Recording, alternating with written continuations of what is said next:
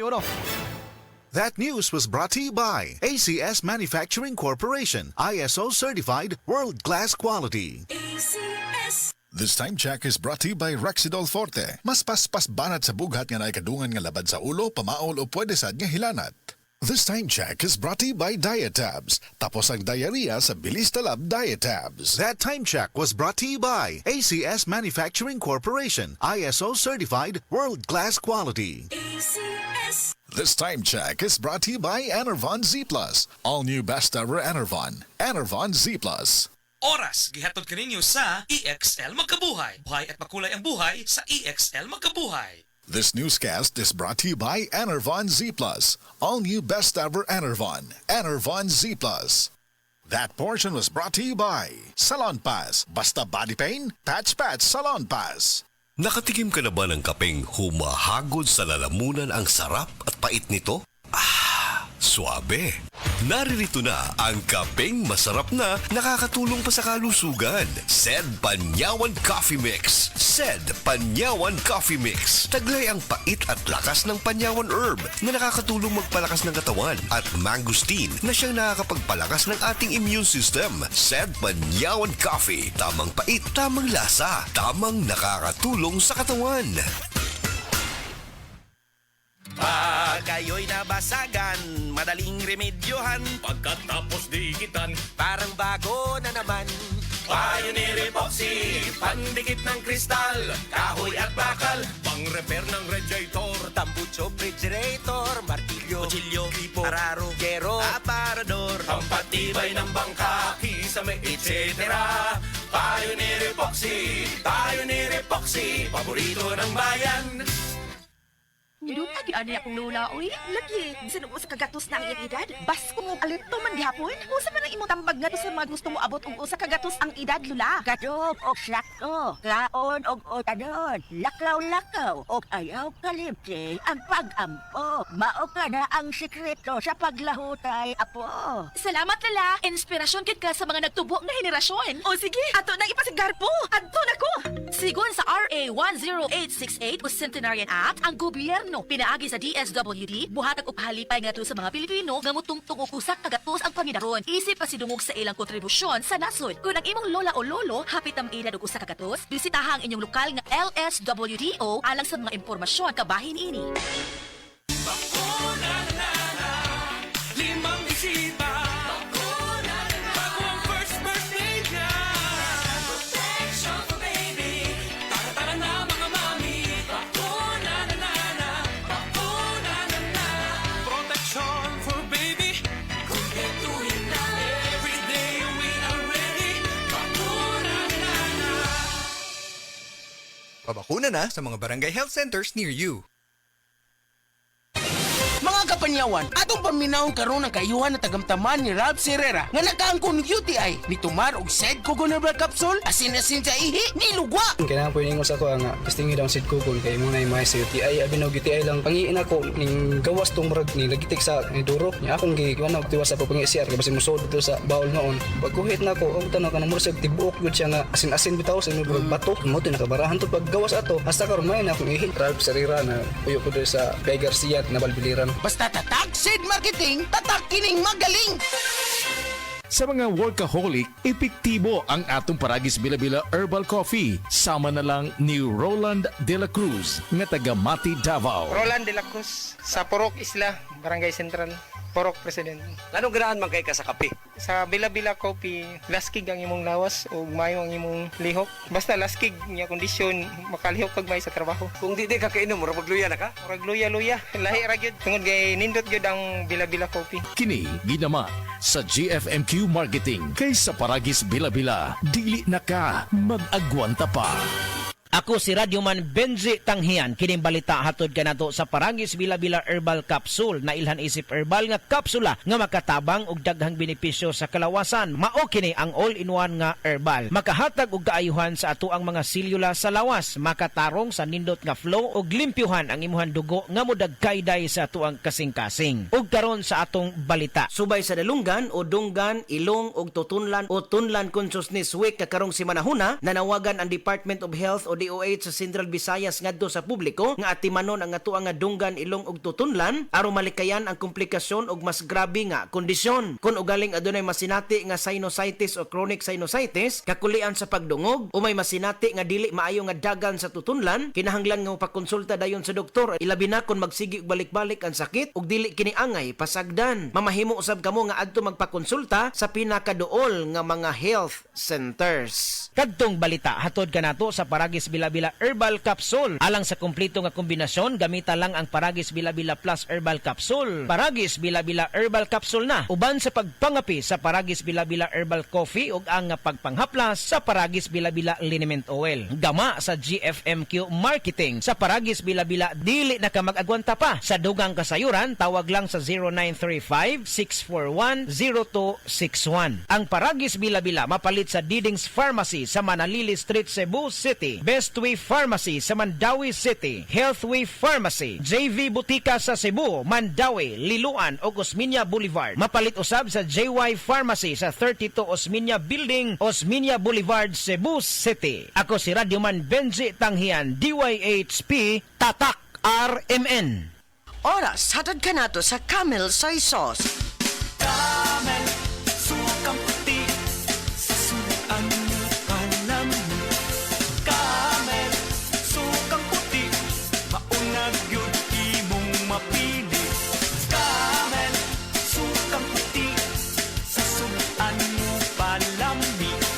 Camel, sukang puti, anita na ang sekreto, ang sekreto. Salami. Nganong atong pilion ang Vitalangs Capsule, sangkap kini sa mga bitamina ug natural nga sagol, vitamins A, D3, E ug zinc, alang sa likon nga immune system, Korean ginseng ug chlorella aron makafunction ug maayo ang lungs, B vitamins, iron ug folic acid alang sa pag-atiman aron himsog, ug powerful antioxidants para protektahan ang imong lungs ug baga. Mag-inom og Vitalangs Capsule.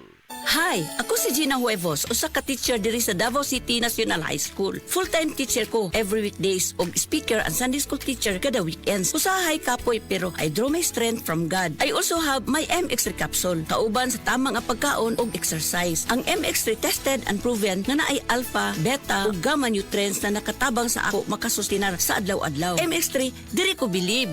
Mahalagang paalala, ang MX3 capsule ay hindi gamot at hindi dapat gamiting panggamot sa anumang uri ng sakit. MX3, tunay, natural at original. Ani ana ang bago na Max epektibo o garantisado Bluturna Max Capsule. Bluturna Max Capsule may glutamate na nagapatanlas sa atong memorya, spirulina para sa normal nga sirkulasyon ug pressure sa atong dugo, turmeric nga nakapaayo og hubag og sa mga sakit sa atong lutalutahan, cinnamon bark nga mabaskog ang antioxidants ug probiotics nga makahatag sa atong lawas og billions of good bacteria. Bluturna Max Capsule. Bag-o kini og Max epektibo. Bluturna Max Capsule. Uy, Lo, may kaikaw na ngunay upang umpra karon. Oo, kalbag orang mang nag-payout sa social pension sa DSWD. Ug dako naman ang among nadawat. Maayo di ay, makatabang kinapagpalit sa inyong tambal, gatas o dugang pagkaon. Salamat kay ni Aumento nagbinuan nga pensyon alang sa mga kabos nga tiguang. Gikan sa 500, nahimo ng 1,000 pesos. Mas nindot na pud karon kay paspas na ug dali ang paghatag sa maong pensyon. Maayo na lang kay nagpakaba na Jud ang gobyerno. Oh, asa ba imong paliton, Lo? Tulo ka kilong bugas, unya gatas pod. Kung ikaw benepisyaryo sa social pension o gustong maapil, pakigalayon lamang sa opisina sa OSCA o LSWDO aron makasabot kabahin sa maong programa. Diabetes, usa ka sakit nga lisod ug delikado sa atong mga lawas. Tungod anig pwede ka mamatay sa komplikasyon sa kasing-kasing, kidney, atay, ug uban pang mga vital organs sa atong lawas. Sukla nato ang diabetes. Mag Life Extension Vitamin D3 na mo. Rekomendado sa mga medical doctors. Mapalit sa mga butika. Mga higala, may adlaw ka natong tanan! Kini si Kuya Gulyat ninyong adunay na ilhan nga lamian kaayong tabliya, ang Don Pepe Tabliya. Sa kaumutong kalami, walay mudili, sa Don Pepe nga tabliya, kini mao'y paborito. Mag Don Pepe. Don Pepe Tabliya, sarap ni bay! Kung makatilaw ka, magpangita ka! Mga kababayan, ang pagbabakuna ay subok, epektibo at ligtas na proteksyon na ating katawan laban sa mga sakit. Kaya naman, simula sa ika-7 ng Oktubre, sa pagtutulungan ng Department of Health at ng Department of Education, maaari nang makapagbakuna ng libre sa mga pampublikong paaralan. Hindi lang ito para sa ating mga anak, kundi para rin sa karamihan. Sa isang bagong Pilipinas, bawat buhay mahalaga. Pagbasa sa 10 kabanata ng Aklat ni Juan, ang talinhaga tungkol sa pastol, talata 1 hanggang 42. Pakatandaan ninyo, ang pumapasok sa kulungan ng mga tupa nang hindi sa pinto nagdaraan kundi umaakyat sa di dapat pagdaanan ay magnanakaw at tulisan. Ang tunay na pastol ay sa pintuan nagdaraan. Pinapapasok siya ng gwardya at pinapakinggan ng mga tupa ang kanyang tinig. Tinatawag niya ang kanyang mga tupa sa kanilang pangalan at inilalabas sa kulungan. Kapag nailabas na, siya'y nangunguna sa kanila at sumusunod naman ang mga ito sapagkat kilala nila ang kanyang tinig. Hindi siya sumusunod sa iba kundi patakbong lumalayo sapagkat hindi nila kilala ang tinig ng iba. Sinabi ni Jesus, ang talinhagang ito, ngunit hindi nila nauunawaan ang ibig niyang sabihin. Kaya't muling sinabi ni Jesus, pakatandaan nyo, ako nga ang pintuang dinaraanan ng mga tupa. Ang mga nauna sa akin ay mga magnanakaw at mga tulisan, ngunit hindi sila pinapakinggan ng mga tupa. Ako ang pintuan. Ang sinumang pumapasok sa pamamagitan ko ay maliligtas. Papasok siya't lalabas at makakatagpo ng pastulan. Dumarating ang magnanakaw para lamang magnakaw, pumatay at manira. Naparito ako upang ang mga tupa ay magkaroon ng buhay, ng isang buhay na masagana at ganap. Ako ang mabuting pastol. Iniaalay ng mabuting pastol ang kanyang buhay para sa mga tupa. Ang bayaran ay tumatakas kapag may dumarating na asong gubat. Iniiwan niya mga tupa, palibasa hindi siya pastol at hindi kanya ang mga ito. Kaya't sinusunggaban ng asong gubat ang mga ito at binubulabog. Tumatakas siya, palibasa ay bayaran lamang at walang malasakit sa mga tupa. Ako nga ang mabuting pastol, kung paanong kilala ko ng Ama at siya kilala ko, gayon din naman kilala ko ang aking mga tupa at ako'y kilala nila.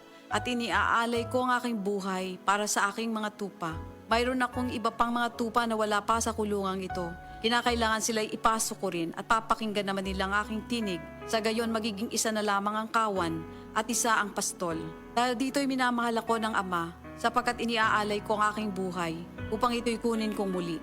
Walang makakakuha ng aking buhay kung sa ko itong ibinibigay. Mayroon akong kapangyarihang ibigay ito at kuning muli.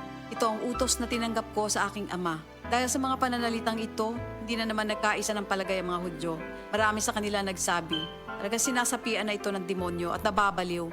Bakit ba kayo nakikinig sa kanya? Sinabi naman ng iba, hindi nakakapagsalita ng gano'n ng isang sinasapian ng demonyo. Nakakapagpagaling ba ng bulag ang demonyo? Taglamig na noon at kasalukuyang ipinagdiriwang sa Jerusalem ang pista ng pagtatalaga ng templo. At habang naglalakad si Jesus sa templo, sa portiko ni Solomon, pinaligiran siya ng mga Hudyo at sinabi sa kanya, hanggang kailan mo ba kami ilalagay sa alanganin? Kung ikaw nga ang Kristo, sabihin mo na ng tuwiran. At sumagot si Jesus, sinabi ko na sa inyo, ngunit ayaw ninyong maniwala. Ang mga ginagawa ko sa pangalan ng aking Ama ay nagpapatotoo tungkol sa akin. Ngunit ayaw ninyong maniwala sapagkat hindi kayo kabilang sa aking mga tupa. Nakikinig sa akin ng aking mga tupa. Nakikilala ko sila. Sumusunod sila sa akin. Binibigyan ko sila ng buhay na walang hanggan. Kailan may hindi sila mapapahamak at hindi sila maaagaw sa akin ninuman. Ang aking Ama na siyang nagbigay sa kanila, sa akin, ay lalong dakila sa lahat at hindi sila maaagaw ninuman sa aking Ama. Ako at ang Ama ay iisa. Ang mga pinuno ng mga Hudyo muling dumampot ng bato upang batuhin siya. Kaya't sinabi sa kanila ni Jesus, marami akong mabubuting gawang ipinakita sa inyo mula sa Ama. Alin ba sa mga ito ang dahilan at ako'y inyong gustong batuhin? Sumagot ang mga pinuno ng mga Hudyo, hindi dahil sa mabubuting gawa kaya ka namin babatuhin, kundi dahil sa paglapastangan mo sa Diyos, sapagkat nagpapanggap kang Diyos, bagamat tao ka lamang. Tumugon si Jesus, di ba nasusulat sa inyong kautusan? Sinabi ko, mga Diyos kayo. Mga Diyos ang tawag ng kautusan sa mga pinagkatiwalaan ng salita ng Diyos at hindi maaaring ipawalang bisa ang sinasabi ng kasulatan. Ako'y pinili at isinugo ng Ama. Paano ninyo ngayon masasabing nilalapastangan ko ang Diyos? Dahil sa sinasabi kong ako ang anak ng Diyos? Kung hindi ko ginagawa ang mga pinapagawa ng aking Ama, huwag niyo akong paniwalaan. Ngunit kung ang ginagawa ko ay ang mga ito, paniwalaan ninyo ang aking mga gawa kung ayaw ninyong maniwala sa akin. Sa gayon matitiyak ninyong nasa akin ang Ama at ako'y nasa kanya. Kaya tinangka naman nilang dakpin si Jesus, ngunit siya'y nakaalis. Muling pumunta si Jesus sa ibayo ng Jordan sa pook na dating pinagbautismohan ni Juan. Habang naroroon siya'y maraming lumalapit sa kanya. Sinasabi nila, si Juan ay walang ginawang himala, ngunit totoo ang lahat ng sinabi niya tungkol sa taong ito. At doon, maraming sumampalataya kay Jesus. Ito ang salita ng Diyos.